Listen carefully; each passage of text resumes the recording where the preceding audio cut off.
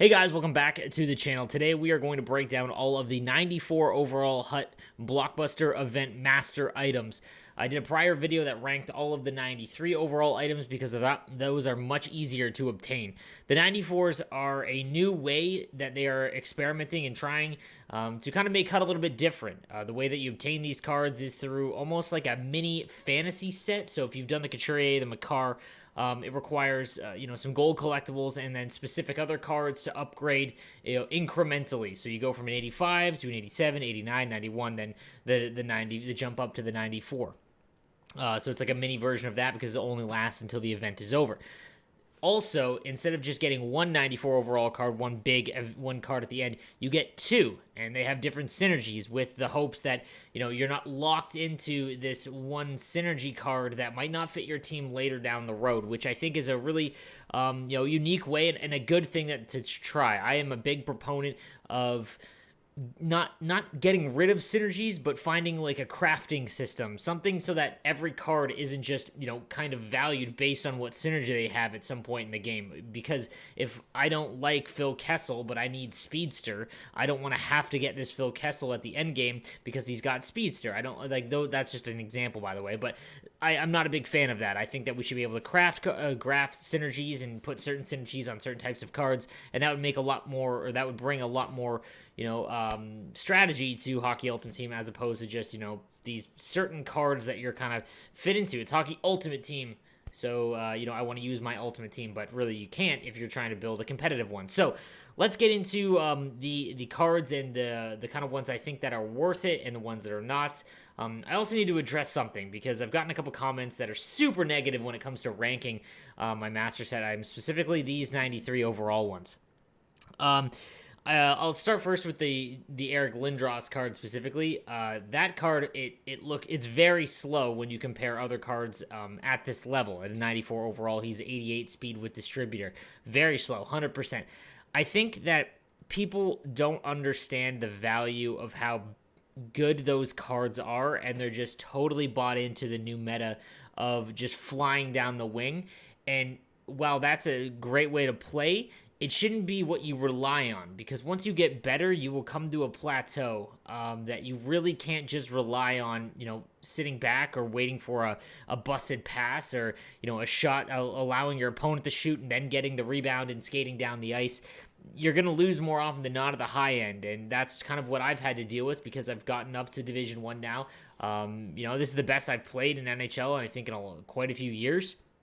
And at a certain point, you need to be able to control the puck, and guys like Eric Lindros are elite at it. That is why I put so much value in them. And again, guys, if you don't like my opinion or the cards that I'm telling you to, then you don't have to use them, right? I get a lot of people that are just posting negative stuff like, dude, if my stuff's not helping you, don't watch my stuff. You know what I'm saying? I want to bring as much information and knowledge to the community that I can because I play the game so much and it is, what I do for a living.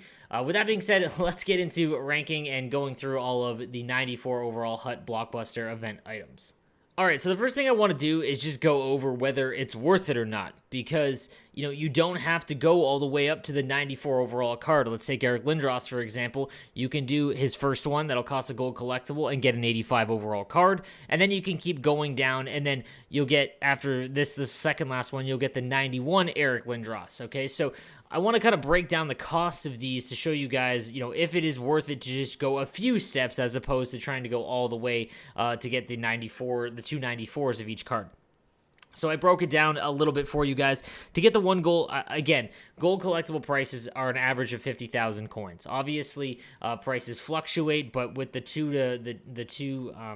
trade in 150 cards for, 100 cards for 3 to make the icon collectibles, which is now a set for a little while, that will make the gold player prices fluctuate, but even still, if you're just taking untradables, that's really what the worth is about 50,000 coins. So we'll go based on that. Obviously, if you have untradables, that changes things, but regardless. So 50,000 coins to make the 85, super not worth it. To go to the next one, it's going to cost you 3 more. So in total, you're looking at about 350,000 coins.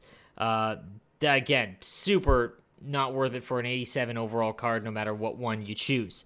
You go down a little bit further, and you're into like the 550,000 coin mark after 87 overall. So it's not very, conducive, any of these. So the 91, for example, is going to cost you 550,000 coins to make. I went through all of the 91 overall cards that you can get, and the only one that comes anywhere close to being worth that is Phil Kessel, and that's just because he basically maxes out speed.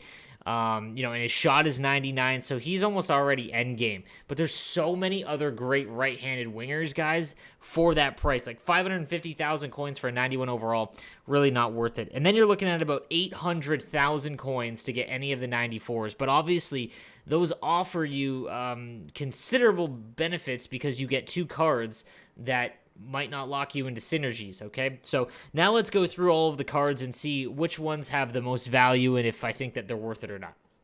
All right, we'll just go one by one. So we'll start with the 94 Chris Didomenico. I said in my ranking video that he is the worst forward or skater of the release. Obviously, Marc-Andre Fleury, because he's a goaltender, never worth the investment. But that being said, the one with Speedster, Barrage, and Swarm low-key isn't bad, and again, this is going to determine based on the synergies you provide. If you get this one, 2 to Speedster is always going to be valuable, as is Barrage and Swarm, 2 useful team-based synergies, so this card helps. It's not 800,000 coins, guys, for synergy help.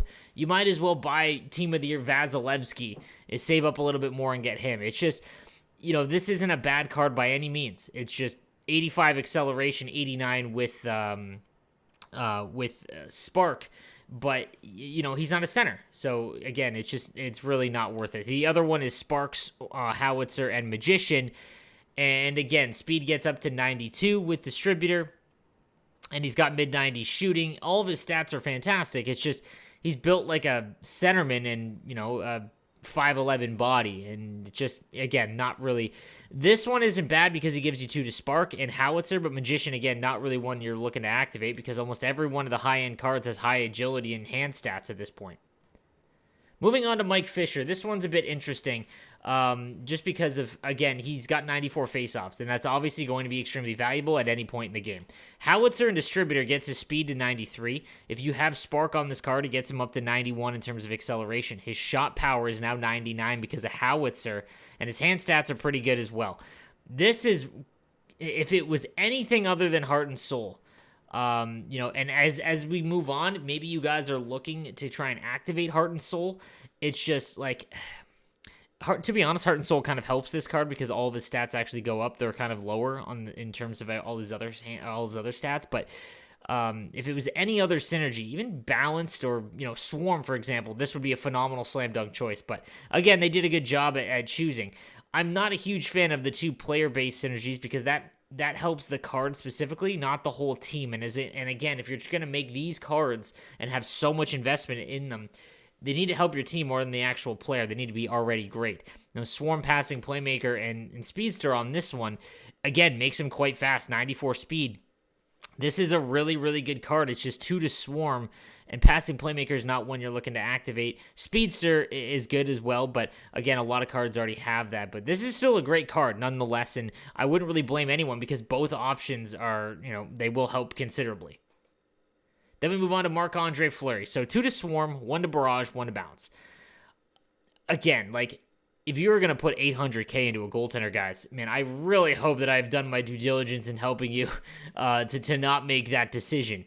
2 to Swarm is good. 1 to Barrage is nice, but Balanced, again, it would have to be like Distributor or something to even come close to that value. The other one is 2 to Heart and Soul, Spark, and Distributor. Like, you would have to be so hut rich that you're trying to get your 5th team-based synergy for this to be the card. So again, guys, he's a good card, don't get me wrong, just not worth the price. On to the Jack Johnson. So I kind of listed my concerns with Jack Johnson and how he was actually made a master set card. But regardless, we'll take a look. His 94 becomes quite interesting because Spark, Magician, and Shutdown is what he comes with on his 93. And while that still makes him a very, very good card, this one is quite good. 2 to Wingman, Distributor, and Swarm. Again, 2 synergies in Swarm and Distributor that are important. And then 2 to Wingman, which again is an important synergy, player-based synergy, specifically for defensemen, but it's also kind of difficult to activate. You kind of have to hammer in certain cards to get it going. Makes this card really good because you bump his acceleration all the way up to 96 once you get Spark activated. This is a nice card. No lie. This 94, and honestly, it makes it one of the more valuable 94s. And if you were to make this card, I wouldn't blame you. I just this one version of it I don't really like, but this 94 is extremely great. I don't know if I'd pay 800K for it, but there's a real case to be made because of how good this card will end up being and how much it helps out. Moving on to the Phil Kessel. So 2 to balance, 1 to shut down, 1 to Gladiator. Again, his shooting stats are all endgame. They're literally perfect, basically. So 99s across the board. He's got 93 speed and acceleration before any team-based synergy. So he is basically an endgame winger card.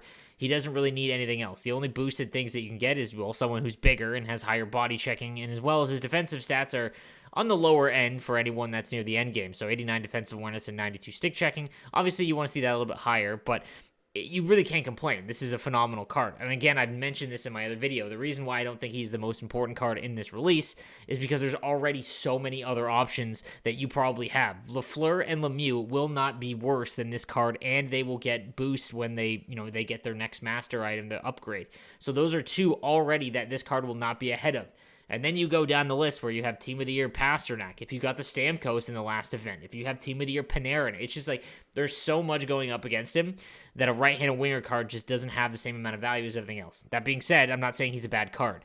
So his other one has Heart and Soul, Spark, and Light the Lamp. And again, like if this was anything other than Heart and Soul, it would be super valuable. But the fact that this gives you 2 to balance, the reason why I say that this could be half decent is just because balance is like the 3rd or 4th best synergy team-based one, and 2 to balance might help out some people.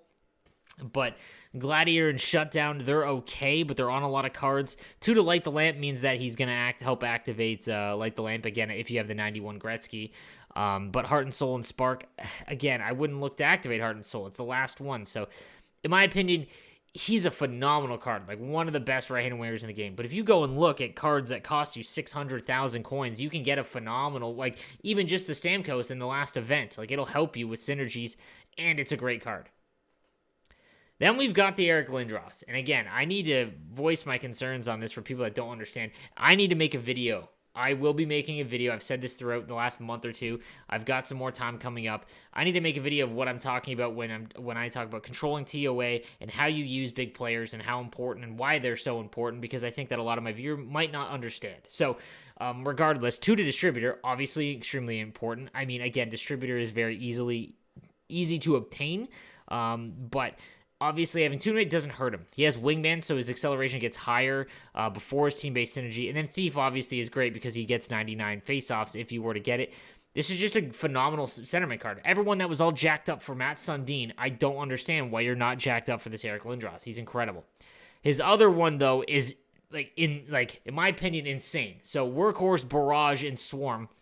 Again, Barrage and Swarm are 2 of the next team the next team-based synergies after Spark and Distributor. So he already helps out with 2 important synergies after those 2, and he has Workhorse, meaning that his acceleration, all of his other skating stats get boosted outside of speed. But then Distributor, is just everyone has Distributor, so it's up to 88. This is a phenomenal, useful card. Even without the boost to face-offs because he doesn't have Thief, he's at 95, so it's not like it's going to be detrimental to you. There's very few cards that have higher than 95. This is a great card, and it would be in your team for the entire year, for the rest of the year.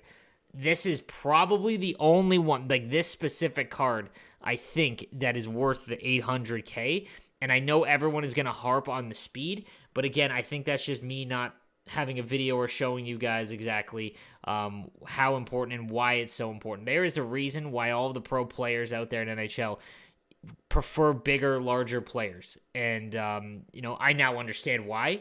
Again, I think I just need to show you guys. The reason why I say speed is not as important on centerman is because you shouldn't be breaking the puck out from your goal line with your centerman. It should be out of the zone with your centerman and then to your wingers. Because, again, that is just how you take on those defensemen that are slow at turning around. Does it help to have a fast centerman? Obviously. But the fact that he's 6'4", 240 means that in his own zone, in the most important part of the ice, in your defensive zone, he's immovable. So this card, in my opinion, is the best one and is the only one I think is worth a 800K.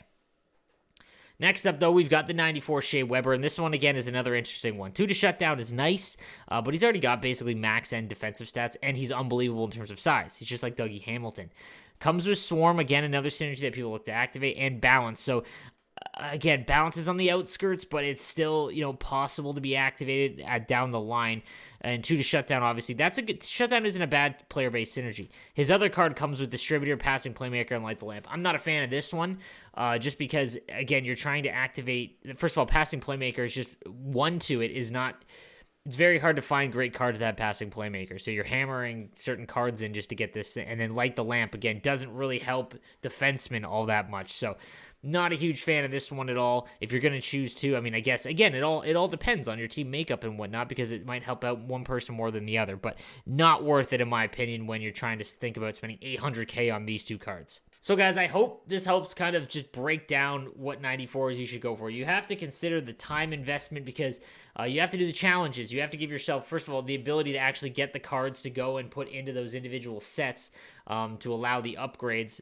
Some might have all of those cards already, which is great. It's going to be quick, but some might not, and you have to do the choice sets and get randomized. And I'm not a huge fan of gating, but they're putting a lot of ways for you guys to get the free cards and customization and player items to actually put into those sets.